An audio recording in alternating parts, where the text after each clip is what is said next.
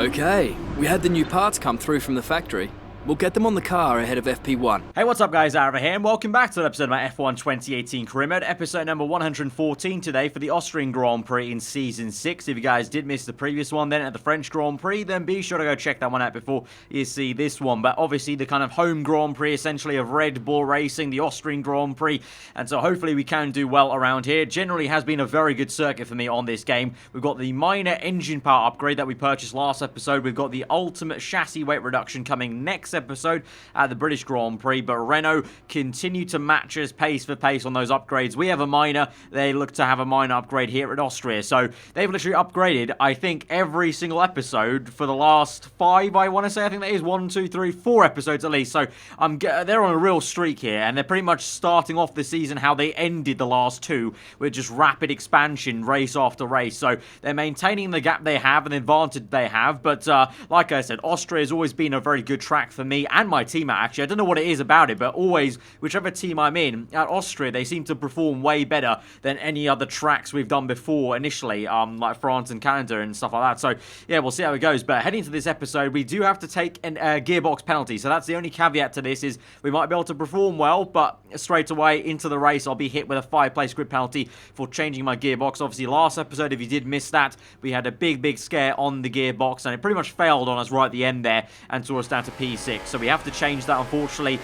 Yeah, it seems like the gearbox is wearing quite fast. Obviously, we haven't done any durability upgrades to the gearbox, but that's because I've been going for pure performance this season so far with the mantra of rather have a brittle car and a fast one than the other way around and having a durable, slow car. And obviously, with the way Renault have been upgrading, I think this season we have to look at it as more of a building season rather than one where we're trying to actually fully take the fight to Renault for the championship and trying to be consistent with a reliable car, because I really think it is a building season, because that Gulf is so big, and you're seeing almost now after last episode especially as well with Carlos Sainz then with 2 wins on the trot that maybe finally they're getting their act together and they are finally flexing their muscles and using the advantages they have and getting, you know, 1-2s basically in the races. So I think we're going to see more of that this season, unfortunately, to the detriment of me and my team. But I really do believe that this season's the building year where we just focus on performance and we'll take the hits when they come on those reliability issues. So we make it through into Q3 then, as I've been waffling on about that then. So thankfully it was all formality, and once again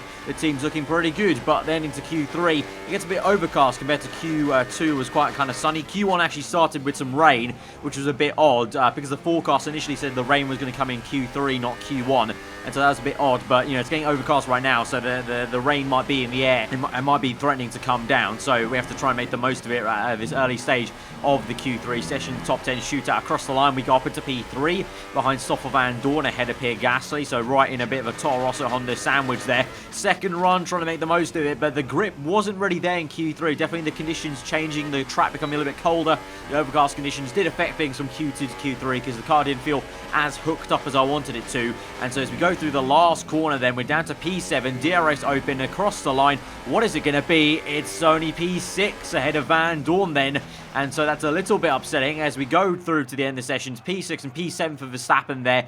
And it seems like that's actually where our car is. So for the first time, actually, our car is not on pace at Austria. I just literally said all that stuff at the beginning about generally my team, whoever it is usually quite good at Austria for some reason. But no, it looks like we're on the back foot a tiny bit. At least me and Verstappen are quite well matched there, pretty much within the same 10th of a second in Q3. But the 2 Renaults up there, the Mercedes cars, really doing well with Fernando Alonso dragging the McLaren up there, as the McLaren, although it might have the performance on the performance chart, it really hasn't been there in reality in the races so far. But the Mercedes, you can definitely see they are now fully here and deservedly here, fighting us here at Red Bull and Toro Rosso with the upgrades they've done in recent races. So Hamilton and Hockenheim are both ahead of us. And of course, remember, we have a 5-place grid penalty now, so we'll go down to P11 minimum. Obviously, we don't know if we'll move up in order if someone has engine penalties, but yeah, so we are equally matched against Verstappen, so that'll be the main goal for me in the race, to immediately try and catch back up to Verstappen. And then as for the actual full race result at the end, we'll have to see. I have a little bit of a feeling that maybe Renault might be, you know, out of the question maybe this Grand Prix,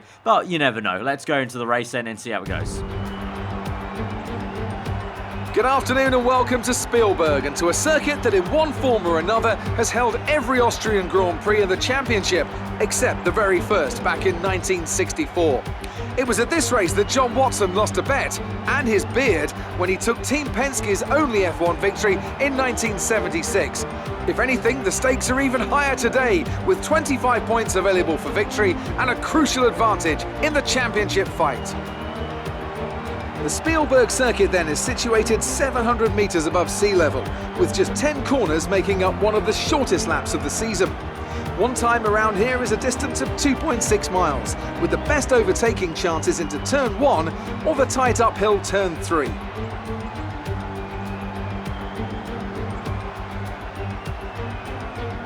A warm welcome to Anthony Davidson, who's beside me in the commentary box today. Let's talk about the engineer. What do you make of their performance so far this season? They've been avoiding mistakes and have had solid pace, so it's been a good season so far, but whether they can keep that up long term remains to be seen.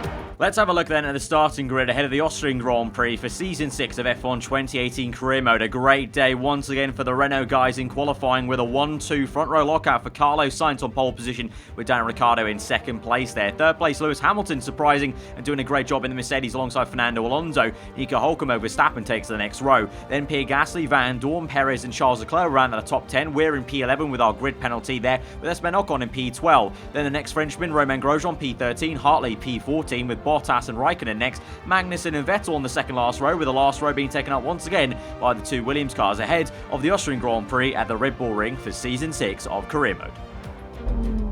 So no grid penalties for anyone else, so we do indeed start in P11 just outside the top 10, but we have to start on this set of ultra soft tyres, remember, qualifying on that set. Now the default is a one-stop to soft tyres, but we've seen time and time again the two-stop has been the faster way to go about things at Austria. If you have the pace in the car, the two-stop, you can abuse the softer tyres right at the end with lower fuel, and this track being such a short track as well, you can catch up to people quite quickly. So we're going to go for the two-stop. It's worked for us successfully in the past to get wins here, so I'm hoping today at least it'll be a good strategy minimum to kind of catch back up to a teammate and try and get some solid points here, but we're in P11, so it's going to be quite tricky at the very start with a lot of traffic, you know, really tight turn 1 and then turn 3 in the hairpin at the end of sector 1, but let's just get into this then and make the best of it as we go into 5 red lights for the Austrian Grand Prix here today at the Red Bull Ring. 5 red lights are out and we're underway. Let's do our Red Bull team proud here at their home Grand Prix track as we go to the outside end of turn 1. We can't find a way to the inside of Leclerc, but probably a better way to go about it is we have a bit of oversteer and make some contact with Leclerc on the exit, but we do get him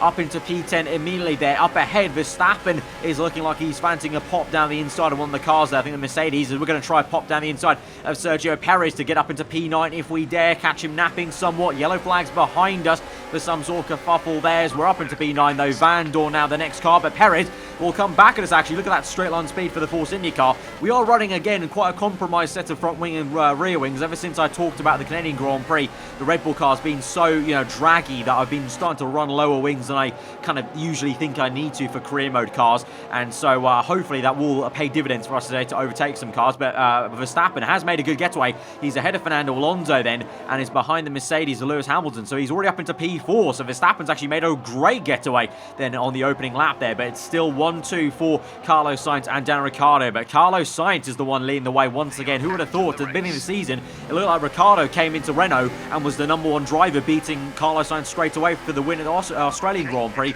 But now Sainz has come back and in the more senior guy in the Renault team, I guess you could say, and he's feeling a lot more comfortable, and he's now on a 2-win streak. Could he be 3 this afternoon? But we'll have to see and catch up that update you on that as we now fight ahead on Van Dorn on the left-hand side there. Perez trying to get stuck in there, but Van Dorn with a big old dive there to the inside of Alonso. Alonso going so slow. I take evasive action to the left, but Van Dorn somehow tried to make a move to the inside of Alonso, even though Alonso was, I'm pretty sure, defending against Hülkenberg in the Mercedes car there. So very odd situation, and I guess a bold move from Van Dorn, so fair play as we now overtake Alonso down the inside. We got caught up behind his slipstream and the gearbox a tad on that straight, and Perez dived to the inside of Alonso, so Alonso might have some issues there. But now we go chasing again against Van Dorn, so we can't get rid of the Belgian man in his new surroundings in the Toro Rosso here at the Austrian Grand Prix. Of course, both of us in Red Bull branded cars, so both of us wanting to do well at this specific Grand Prix, but we get past him with ease actually there finally. And actually talking about maybe some moves down the inside of the hairpin,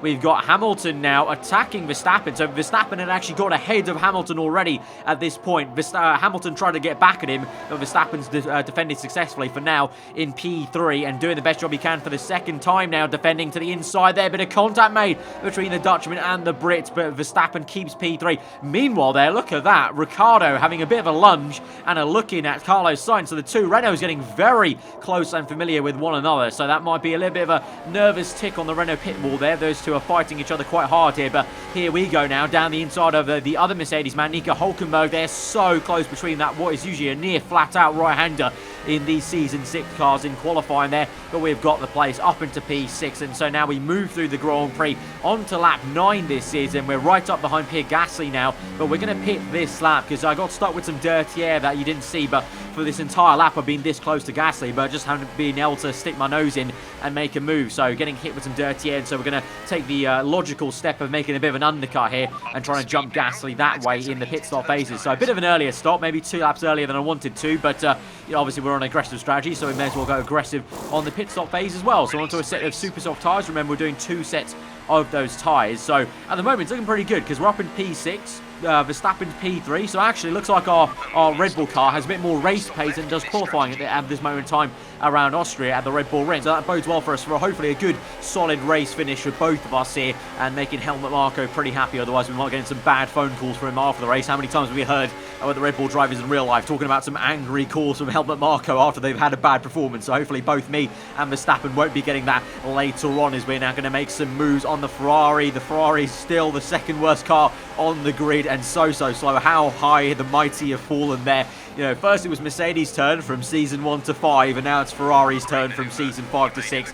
Obviously, my old team, I'm a little bit bitter, but at the same time, it is kind of weird still to see the Ferrari so slow. But I saw a few of you guys also saying that it'd be quite funny to see Ferrari even slip down to the bottom. It could be a case where that happens because Williams have been improving so much so you never know. But anyway, we're moving on. We're making our way through this traffic, basically, of the likes of Grosjean, Hartley up next as well, and that'll hopefully be an easy move with DRS. We're also going to try and maybe make a move on Magnussen if we dare. We've gone for it for the inside, but both of us are going to have compromised exits there over the curbings respectively on the right and left, so we're going to have to do this move with DRS then on the left hand side, but it's an easy move in the end. These guys are fully established midfield runners as Hartley makes a big old dive on the Haas then, but we're now going to get into some clean air and try and chase after the next car, which is Valtteri Bottas in the Sauber. Now the Sauber has really been upgrading quite a fair bit, so really it's the top end of the midfield as we still make our way past there, so it shows kind of still Sauber may be improving quite a fair bit, still has a long way to go to catch us in terms of pace, but they are catching actually McLaren and Toro Rosso in the performance chart, so we should look out for that maybe in the coming races if Sauber make it kind of a four-way scrap almost between Mercedes, Toro Rosso, McLaren and them for the kind of third place position in the championship, because of course second place and first I think guaranteed would probably be Renault and us at Red Bull. It's just about if we can do anything to catch Renault at this stage of the season in terms of not points wise, because remember they're quite close, but performance wise there's quite a big gap there. But talking about that, Verstappen is actually going to have a go at one of those Renault cars. It's Carlos Sainz there, and Verstappen on the outside. He's on soft tyres with Verstappen on ultra soft, so Verstappen going for a very aggressive two-stop then. We're going to super soft, whereas he's gone to another purple set, and Carlos Sainz appears to maybe be on a one-stop and has compromised himself because he's going a lot slower now on that two tyre compounder difference there. So the Spaniard loses track position to Verstappen. Of course, though, Verstappen will make another stop. Carlos Sainz is probably going to the end of the Grand Prix, but his teammate Ricciardo has jumped him and he's on super softs there. So it looks like the gap relative from Ricciardo to Verstappen stayed put, the same kind of gap they had initially before the pit stop phases,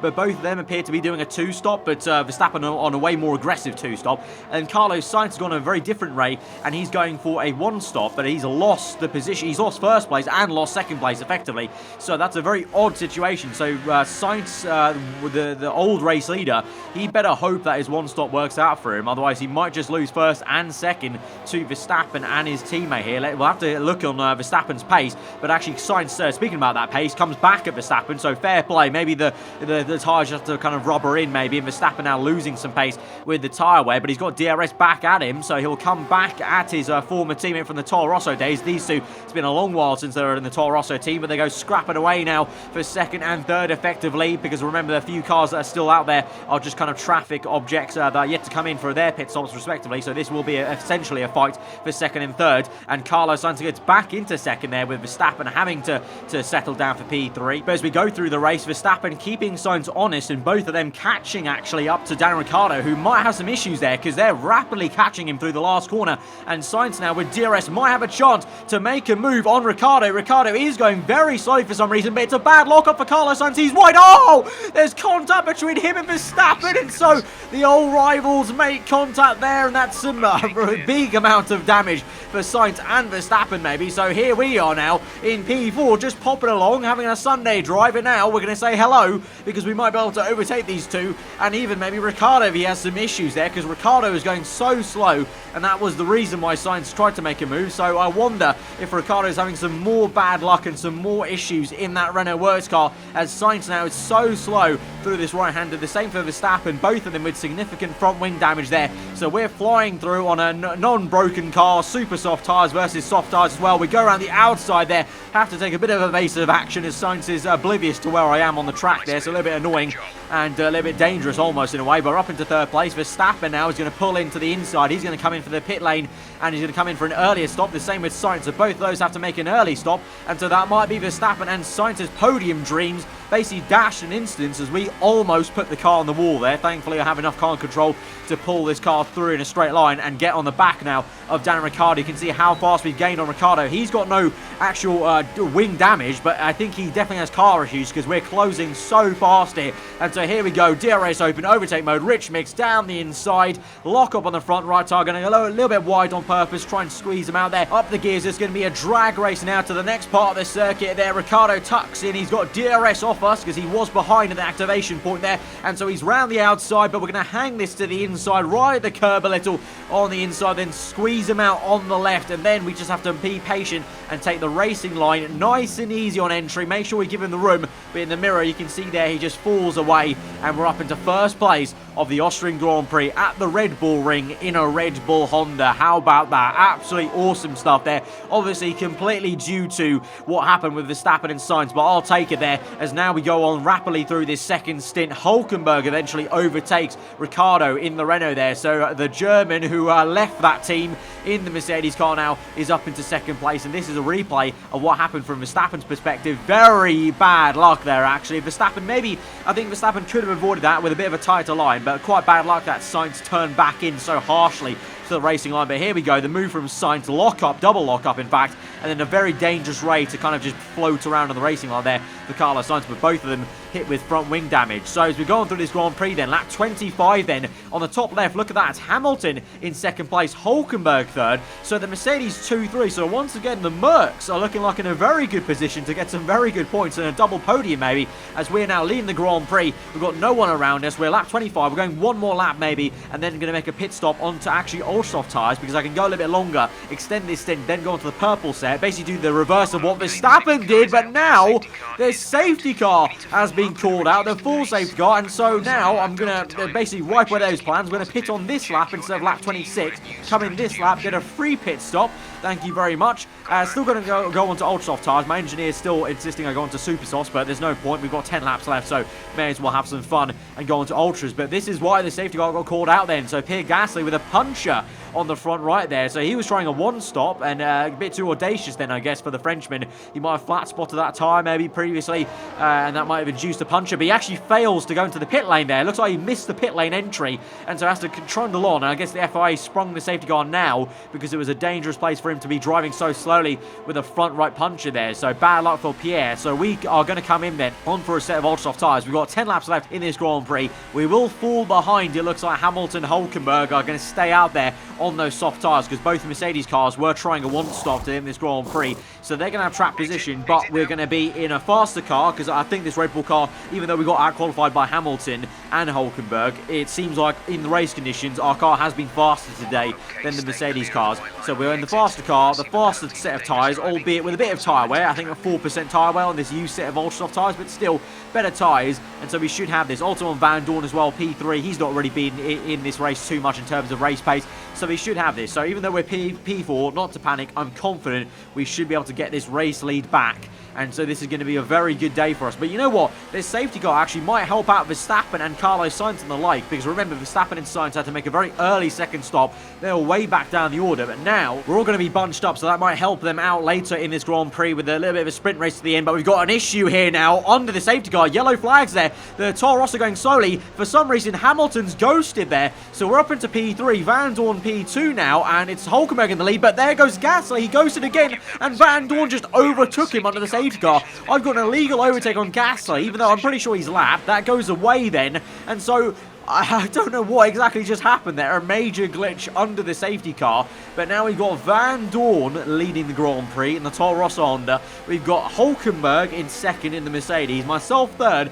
Hamilton now finds himself behind Charles Leclerc for some reason. Very, very odd situation. I don't know what on earth went on, but there we go. We got a free position up into third place, but I think that was Gasly. He was going so slow, and I think he ghosted, but Hamilton, then you can see here, nearly makes contact. The game auto-ghosted Hamilton, but then slowed him down and allowed us to overtake him. And then again, Gasly ghosts here because he's going so slowly. Ghosts Hulkenberg, and that allows Van Dorn to overtake him. So, yeah, a bit of, I can't really explain that, to be honest. Just a bit of a weird situation. It's something you'd only see on a game, but there you go. And actually, Hamilton finds himself now behind Max Verstappen, I think that was, maybe, even. So that's really bad stuff for Hamilton there. But Verstappen, that means he's actually up into P6 now. So Verstappen is actually not too bad placed in this Grand Prix, despite that contact he made with Carlos Sainz. But we've gone green now through the last corner, and we're going on to a new lap now, lap 29 then. So we've got 7 laps to go in this Grand Prix, and it's a case of basically just playing it a very calm, cautious game, because eventually we should overtake these guys just with pure tyre pace and the car pace. Hulkenberg is going to try his best to maybe close up on Van Dorn, but we should have the pace here. Overtake mode. We're going to try a very cheeky pass on the outside there. Unorthodox place to make a move like that.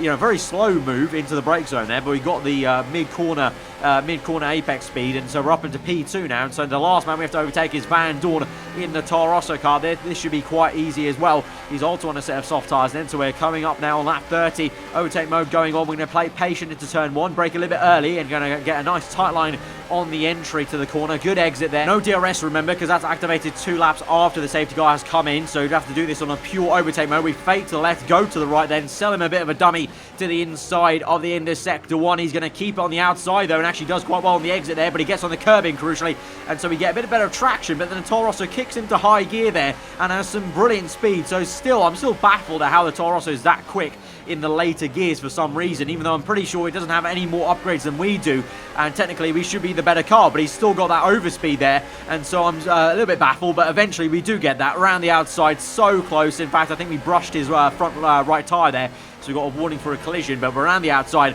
and we're back into the lead of the Austrian Grand Prix. Very, very happy about that, to have a little bit of a shimmy and shake in the cockpit there with the steering wheel, and we now control this race, and we do a bit of Verstappen basically. Remember Verstappen in 2018 in real life, when he got in the lead, he controlled the race. We do the same thing. We just control this Grand Prix and trying to make the best of it and kind of savour these laps now in the lead, whereas now Carlos Sainz is trying to come back in this race. You can see him and Verstappen actually not too bad. They're in the top 10. I think they're both P6 and P7 respectively, so by the end of the race, if they've got enough pace, they could come back at this and have some very good points here. So we'll have to keep an eye on that, and as well, we have to keep an eye out for Daniel Ricciardo, who's a little bit further back. He's outside the points, but he's making a big old dive bomb down the inside of the Haas car there, and so he's got something to prove. I think his car's now back in working condition. He had some issues before, but now he's back to normal here. So both those guys will be making some moves, and now see Carlos Sainz now down the inside of Verstappen there. So Sainz already getting past the man who had an accident with. Of course, though, that was kind of his fault, Sainz, so we can't get too angry about that, but Verstappen might, as he's going to come back at him a little bit on the outside of turn 1. Carlos Sainz goes defensive to the inside there. Verstappen on the outside, so the two are still side by side. Meanwhile, Ricciardo is also making a move in the background. You can see there of the on the Force India and the Mercedes car of that's Hamilton there. It's fallen way down the order, but Verstappen still fights Sainz, but Sainz will get the better exit and will get up the order now, chase after the Sauber man Leclerc for P4, and that itself will be a formality for Carlos Sainz. Down the inside he goes, going to squeeze out Leclerc, and Leclerc tries to fight back, but he's on ultra-soft tyres, Sainz, with that kind of earlier pit stop he made, and so he's up into P4, chasing after now Hulkenberg and Van Dorn in P2 and 3. Meanwhile, you've got Ricciardo also making a move on Verstappen now, so Ricciardo is also now up into what is P6, I think there, or P7, so both Renaults are making a spectacular comeback, and you can clearly see now the actual pace of the Renaults there. This is a bit scary how fast Ricciardo's come back in this Grand Prix, and now here goes now down the inside of Hulkenberg there. There goes Sainz up into third place. Ricciardo, look there behind. Ricciardo's already up into P4 ahead of Leclerc, and so Ricciardo might overtake Hulkenberg soon enough on this lap, but Sainz is going to go chasing after Van Dorn, and so this is going to be a pretty simple case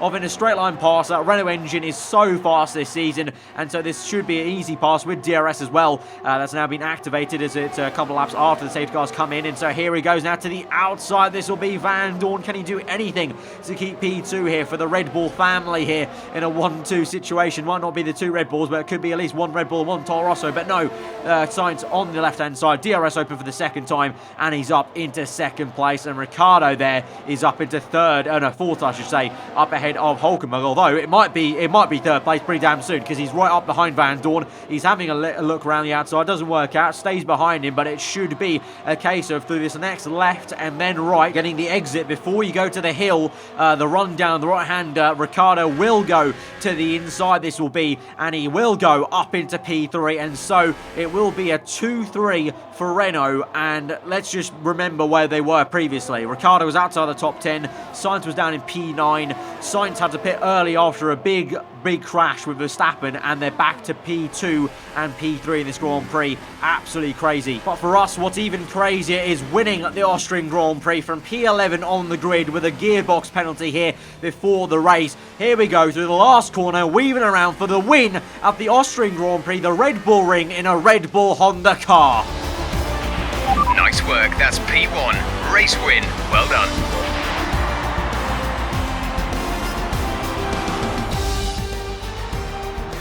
It was a magnificent race and a drive right out of the top draw to take the win for Red Bull today. So, Ant, how exactly did they set themselves apart from the pack today? Without a doubt, the safety car changed everything today. The key to their success was keeping calm and reacting to the situation quickly. We've seen teams in the past throw away wins because they were too hesitant, but here they were decisive, and that's allowed them to take the advantage. So an absolutely insane day then for the team and myself. First place at the Red Bull Ring in a Red Bull car. Absolutely awesome. Ahead of Carlos Sainz. Ricciardo, who, to be fair, did an absolutely stunning job at making a comeback there for P2 and P3 in such a short amount of time there right at the end of the Grand Prix when the safety car came in. So you can see we still maintain P2, Verstappen P3, but that gap is still pretty comfortable for Carlos Sainz relative to how close it has been in previous seasons gone by in career mode. 13 points is quite a lot, really, relative to the previous seasons we've had. So Sainz still looking good there. Constructors wise, Renault's still ahead of us, but we are keeping them pretty damn honest with only 4 points behind them. So, you know, if the upgrades come in thick and fast, maybe the next couple episodes, we could keep the pressure on. And, you know, so far, me and Verstappen have been a much more consistent pairing than Sainz and Ricciardo have, because Ricciardo's had so many issues in his side of the garage. And so me and Verstappen appear to be a very good duo, actually, taking the fight to Renault in the Constructors, where, of course, all the money is for the team. The drivers is more of just a kind of pride thing, and obviously the main thing the drivers care about. For the team perspective, they should be quite happy with us, and they are, after that win there. You can see in the reputation chart. So, yeah, I mean, we go through to the end of the episode then, feeling pretty good ahead of my home Grand Prix next race at the British Grand Prix at Silverstone. So, in terms of upgrades, I was so wanting us to have enough points to upgrade to an ultimate engine power upgrade. Just don't have enough because we already spent some on the minor. So, we're not going to purchase an upgrade this episode then. We're going to wait until we have enough resource points for that ultimate engine power upgrade, because that's going to be quite a big chunk on the engine side. Of course, we have the ultimate chassis weight reduction coming in next episode, so hopefully that might be enough to make a big difference at Silverstone. So guys, if you did enjoy this episode, though, an absolutely amazing day for us winning at the Red Bull Ring in a Red Bull car, then be sure to hit that like button. Let me know what you thought in the comments below. If you're around here, do subscribe for weekly full-on content. I've been Aarava. Hope you enjoy the rest of your day. I'll see you guys next time. Goodbye.